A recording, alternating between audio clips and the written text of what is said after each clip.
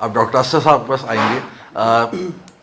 Mites बहुत बड़ा मसला है, माइट्स पे डिस्कशन की जाए और थोड़ा सा अगर आप जरूर टच किए ब्रीफली कि what are you doing currently for the bee keepers के लिए आप भी इस वक्त जदीद चीज़ें क्या कर रहे हैं, तो briefly we would love you to. बहुत शुक्रिया सर। माइट्स को हमने इसलिए रिसर्च टॉपिक के तौर पे यूनिवर्सिटी में सिलेक्ट किया कि माइट्स पूरी दुनिया में सबसे मुश्किल चीज़ है हनी बीज में कंट्रोल करने के लिए।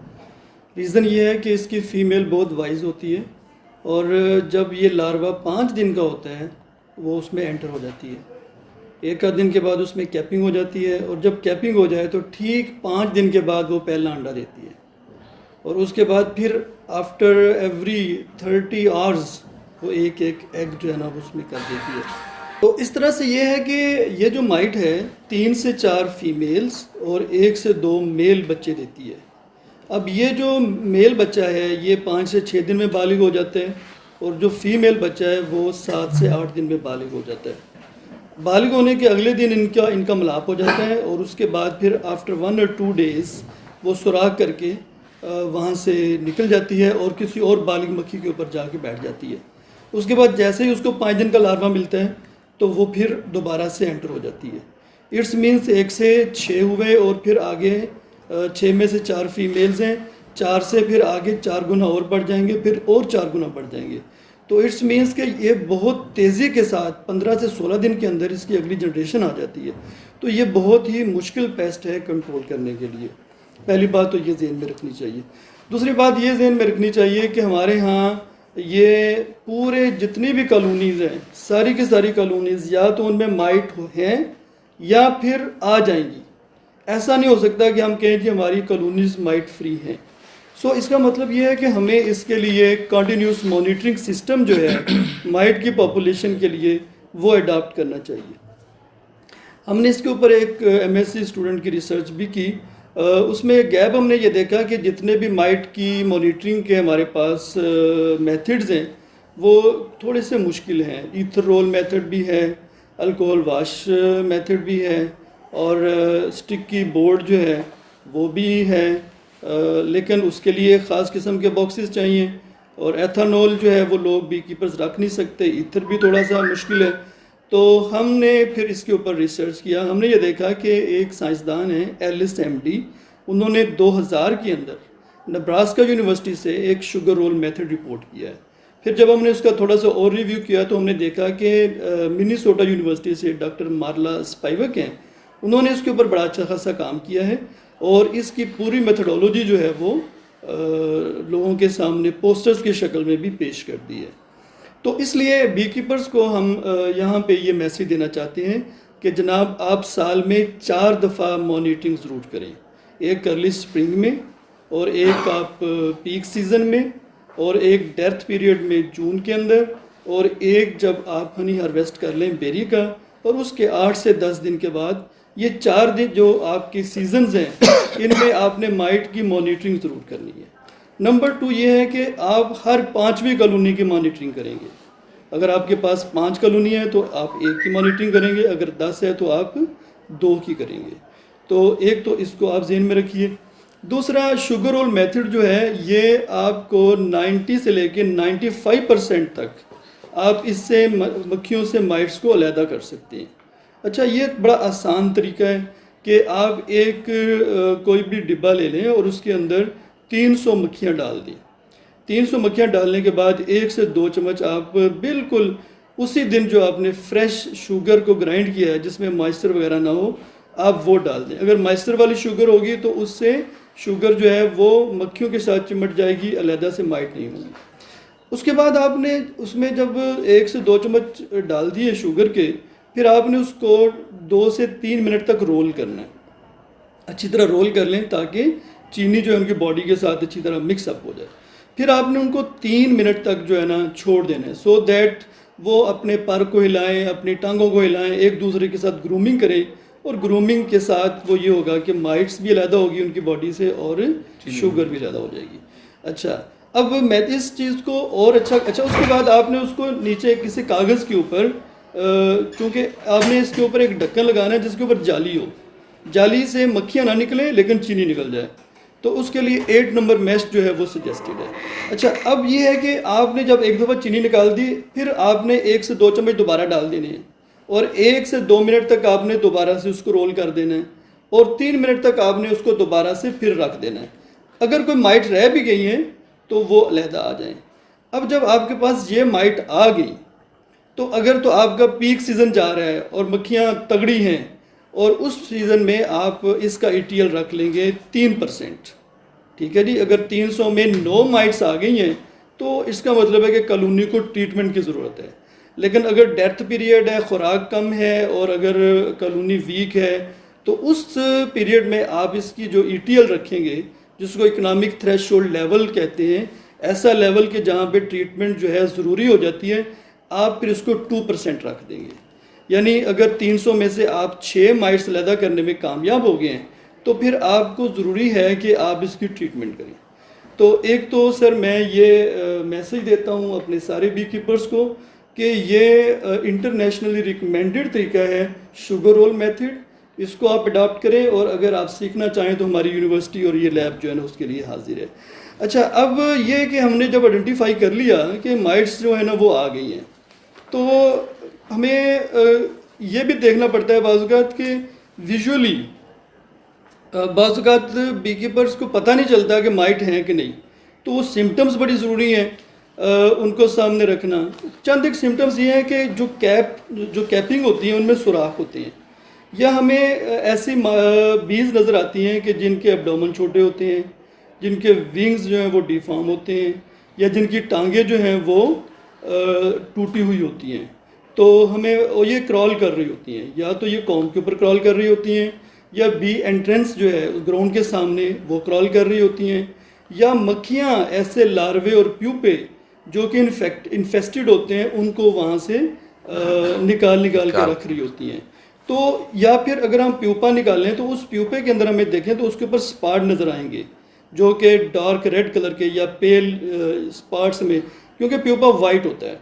तो ये चीज़ें जो है वो फिर हमें समझ आ जाती है कि इसके ऊपर माइट जो है उसने अटैक कर दिया है। और इसके सिम्टम्स अमेरिकन फॉल ब्रूड की सिम्टम्स से काफ़ी सारी मिलती जुलती भी हैं, लेकिन फ़र्क ये है कि इसमें रोपीनेस नहीं बनती, उसमें रोपीनेस बनती है, और जो ब्रिटल स्केल्स हैं वो नहीं बनते और ऑर्डर नहीं बनती। तो ये वो सिम्टम्स हैं कि जो कि बी कीपर्स को देख लेना चाहिए कि इसकी वजह जो है ना वो माइट का अटैक हो चुका है। अब जब माइट का अटैक हो जाता है तो फिर हमें क्या क्या प्रॉब्लम्स आ जाती हैं।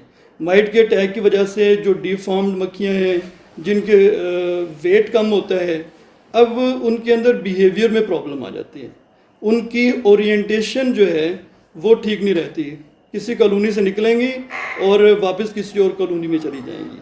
इसी तरह फूड कलेक्शन की कैपेसिटी उनकी कम हो जाती है। इसी तरह से जो ड्रोन्स हैं उनके अंदर जो सीमन है, जो मेल का वो मादा है जो फीमेल के अंदर हो, तो फिर वो आगे फर्टाइल एग्स पैदा करती हैं, वो कम हो जाती है। इनकी ससेप्टिबिलिटी टूवर्ड्स डिजीज़ और पेस्टिसाइड्स जो है ना वो बढ़ जाती है। ख़ास तौर पे ये जो माइट्स हैं इनके साथ बहुत बड़ा ये प्रॉब्लम आता है बीज को कि ये वायरस के कैरियर्स हैं। आपने ये देखा है कि जो मक्खी है इसका एक एक्सोस्केलेटन होता है, तो ये एक नेचुरल बैरियर है जिससे वायरस बॉडी में नहीं जा सकता। लेकिन जब माइट्स हैं उनकी बॉडी को पंक्चर कर देती हैं तो जो एनवायरनमेंट में वायरसेस होते हैं उनकी बॉडी में चले जाते हैं। इवन के माइट्स का जो सलाइवा है, जो उनका यानी कि थूक है, उसके अंदर भी ये वायरसेस जो हैं वो प्रोपेगेट कर रहे होते हैं। तो इससे एक डिजीज़ जिसको वरोसिस कहते हैं वो बड़ी तेज़ी से कॉलोनीज़ के अंदर जो है ना वो जाना शुरू हो जाती है। तो इसका मतलब ये हुआ कि माइट्स जो हैं अगर ज़ख्मी कर देती हैं किसी भी मक्खी को या किसी भी लार्वे को, तो सेकेंडरी जो आउटब्रेक है जो पैथोजेंस की है वो बहुत जल्दी हो जाती है। तो ये कुछ प्रॉब्लम्स हैं जो कि पैदा हो जाते हैं जिनको हम डैमेज कह लेते हैं। पहले जो मैंने बातें की, कुछ इंजरी की मैंने बातें की, कुछ सिम्टम्स की बातें की, तो बी कीपर्स को इन चीज़ों को बड़ा क्लोजली ऑब्जर्व करना चाहिए। जब भी आपको शक पड़े कि माइट का अटैक हो गया तो आप फ़ौरन उसकी मॉनिटरिंग कर लें। जैसे ही आप मॉनिटरिंग कर लें तो फिर आपको अब सेलेक्ट करना है पेस्टिसाइड, अकैरिसाइड जिनको कह सकते हैं, वरोवासाइड आप कह सकते हैं। आगे उनकी 3 किस्में हैं। पहली बात तो याद रखिए कि हमें अवॉइड करना है कोई भी इवन के प्लांट एक्सट्रैक्ट जो हैं वो भी अगर माइट के लिए हार्मफुल हैं तो मक्खियों के लिए भी हार्मफुल हैं। तो दूसरी बात ये है कि हम कोशिश ये करेंगे कि सॉफ्ट या ऑर्गेनिक जो एसिड्स हैं हम उनकी तरफ जाएं पहले, और आखिरी जो हमारा ऑप्शन होगा वो केमिकल का ऑप्शन होना चाहिए। उनमें 2 बहुत ही अच्छे जो है एसिड्स हैं, जिनको एक को फार्मिक एसिड कहते हैं और एक को ऑक्सैलिक एसिड कहते हैं। हमें उनको यूज़ करना चाहिए और ये दुनिया भर में यूज़ हो रहे हैं। ये यूरोपियन यूनियन में भी यूज़ हो रहे हैं, ये अमेरिका में भी यूज़ हो रहे हैं और कनाडा वगैरह में भी यूज़ हो रहे हैं। अगर हम बात करते हैं इसकी ऑक्सैलिक एसिड की, तो ऑक्सैलिक एसिड जो है ना ये 93% तक ये कंट्रोल दे देता है। अलबत्ता ये है कि ब्रूड्स के लिए जो है ना ये फ़ायदेमंद नहीं है। तो जिस वक्त कॉलोनी में ब्रूड कम हो उस वक्त इसकी एप्लीकेशन ज़्यादा बेहतर रहती है। तो इसका जो तरीका है एप्लीकेशन का 2 तरह से हम अप्लाई कर सकते हैं। एक तो ये है कि 35 ग्राम हम ले लें ऑक्सैलिक एसिड और शुगर सिरप जो 1 लीटर है उसके अंदर डाल लें। शुगर सिरप जो है बी कीपर्स वो बहुत अच्छी तरह से जानते हैं कि हम 1:1 रेशो में चीनी और पानी जो है मिला के कर देते हैं और उसको फिर हम 5 ml जो बी वेज हैं हम उनके अंदर जो है ना वो डाल दें। और अब एक कॉलोनी में मैक्सिमम जो हम डाल सकते हैं वो 50 ml है। 50 ml से हम ज़्यादा नहीं जाएंगे। सही। अच्छा, अब ये जो सर हमने इसको रिपीट नहीं करना। अगर रिपीट करेंगे तो ये कोरोसिव है, इससे मक्खियों की हेल्थ जो है ना वो मुतासिर हो सकती है। तो एक तो हम ये कर सकते हैं और ये बहुत ही अच्छा है और ये कंटैक्ट पॉइजन है। इसके हवाले से रिसर्च जारी है कि इसका असल मोड ऑफ एक्शन क्या है।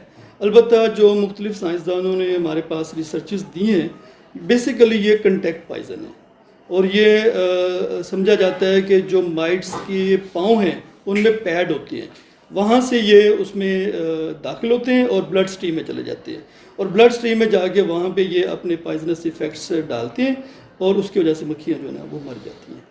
तो ये बहुत अच्छा है। इसको हम वेपोरेशन के साथ भी कर सकते हैं, वो भी रिकमेंडेड मेथड है। 1 ग्राम आप यूज़ करेंगे और उसको वेपोराइजेशन के साथ वेपोरेटर बने होते हैं, हमारे पास भी यहाँ पे एक है ऑक्सैलिक एसिड वेपोरेटर। तो 1 ग्राम आप यूज़ करेंगे और वेपोरेट करके आप उसको क्लोज़ कर देंगे वेपोरेशन। फिर आप 10 से 15 मिनट के बाद उसका गेट जो है ना वो आप खोल सकते हैं।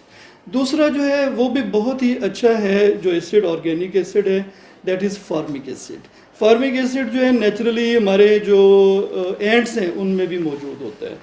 तो फार्मिक एसिड को आपने जो कह लें कि बेसिकली ये फ्यूमिगेंट है और ये 65% आप जो है ना वो यूज़ करते हैं और ये भी 90% तक कंट्रोल दे देता है।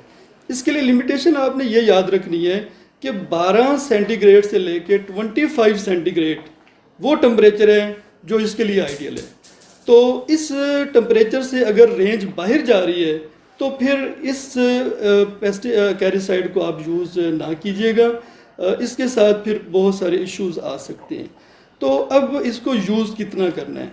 यूज़ करने के लिए हमारे यहाँ आजकल बी कीपर्स के लिए बहुत अच्छा है कि आप 2 इंचेस 2x2 का स्केयर का वो एक जैसे ये बुक की जिल्द है इसका गत्ता काट लें और 5 ml आप डेली उसके ऊपर जो है ना वो डालते जाएं और आप इसको 3 वीक तक बड़े आराम से यूज़ कर सकते हैं।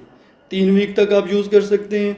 और या फिर आप ये कर सकते हैं कि हमारे पास हमने टर्की से कुछ इंपोर्ट करवाएं फार्मिक एसिड एप्लीकेटर हैं, तो आफ्टर एवरी सेकेंड डे दूसरे दिन आप उसमें 10 ml डाल दें और इसको भी आप 90 ml तक लेके जा सकते हैं और इससे भी आप 21 से लेके 24 दिन तक माइट को अच्छे तरीके से कंट्रोल कर सकते हैं। माइट को कंट्रोल करने के लिए आप सिर्फ एक तरीके के ऊपर रिलाई नहीं कर सकते, आपको इसके अंदर सैनिटेशन को भी मद्देनज़र रखना है। वो ऐसे फ्रेम्स जिनके ऊपर 30% से ज़्यादा ड्रोन ब्रूड बन चुका हो आप उनको रिमूव कर दें, आप उनको रिमूव कर दें ताकि जो ड्रोन है इसके अंदर ये माइट्स ज़्यादा अट्रैक्ट होती हैं। तो हम उनको हर सीज़न के अंदर हम ट्राई ये करें कि ड्रोन जो है 24 दिन के साइकिल के साथ आगे बढ़ते हैं, तो हम 23 दिन या 21 दिन के बाद 2 या 3 दफ़ा ड्रोन्स को भी रिमूव करें, वो भी इफ़ेक्टिव है।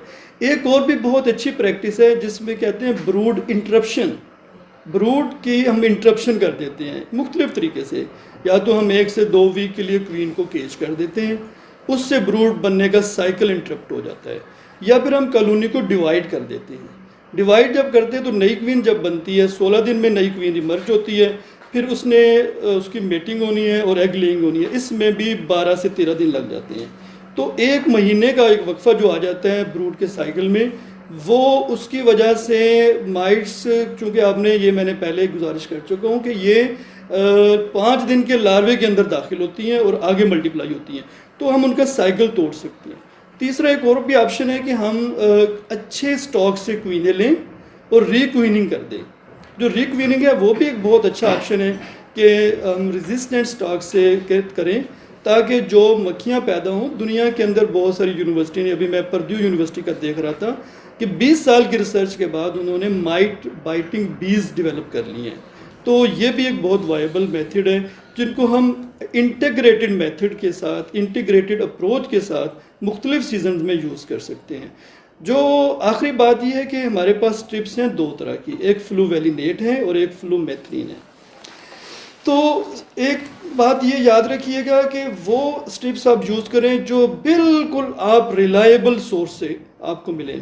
2 साल पहले हमने कुछ स्ट्रिप्स यूज़ की, उनका कलर भी थोड़ा सा चेंज था, शायद वो किसी यहाँ पे लोकल किसी बंदे ने बना के वो दे दी, तो उसकी वजह से हमारी 10 से 12 कॉलोनीज डिविंडल हो गई, उनकी पॉपुलेशन हाफ से भी नीचे और मक्खियाँ मर गई। तो एक तो ये बात ध्यान में रखिएगा, सोर्स जो है ना वो बिल्कुल रिलायबल होना चाहिए। दूसरा, फ्लूवेलिनेट के ख़िलाफ़ रेजिस्टेंस अभी भी मौजूद है। हमने जो रिसर्च की है कि जो इनकी प्रॉपर डोज है, 5 फ्रेम के ऊपर 1 स्ट्रिप ने काम करना है। अगर आप 8 या 9 फ्रेम है तो आप 2 स्ट्रिप्स शामिल करेंगे, तो ये 4 हफ्ते तक कंट्रोल दे जाती है। तो क्लेम ये किया जाता है कि ये 6 हफ्ते तक इफ़ेक्टिव है, लेकिन हमने ये देखा है कि 4 हफ्ते के बाद इफ़ेक्टिवनेस इसकी लूज़ हो जाती है। अलबत्ता जो फ्लूमेथ्रिन है उसकी इफ़ेक्टिवनेस अभी भी 6 हफ्ते तक मौजूद है। आप जब इनको अप्लाई करें तो उसका भी वही डोज है, यानी 5 फ्रेम्स के लिए 1 स्ट्रिप। अगर सिर्फ 5 फ्रेम्स हैं तो 1 स्ट्रिप को हाफ करके आप उसको कर लेंगे बी वेज के ऊपर, और अगर उसकी 9 है जो 10 हैं तो आप उसको 2 में करेंगे। और ये हमारे यहाँ बी कीपर्स के यहाँ एक अप्रोच है कि वो स्ट्रिप को काट लेते हैं और काट के आधी आधी शामिल कर देते हैं, तो ये अंडर डोजिंग है। अंडर डोजिंग की वजह से भी माइट में तेज़ी से रेजिस्टेंस डेवलप होती है कि जो कि फिर हम प्रॉपर डोज के ऊपर भी माइट को कंट्रोल करने में कामयाब नहीं होते। तो ये चंद एक गुजारिशात थी इस हवाले से। उम्मीद करता हूँ कि हमारे बी कीपर्स भाई इनको अपनाएंगे और अपने बी कीपिंग के अंदर इन चीज़ों से इस्तेफादा करके फ़ायदा उठाएंगे।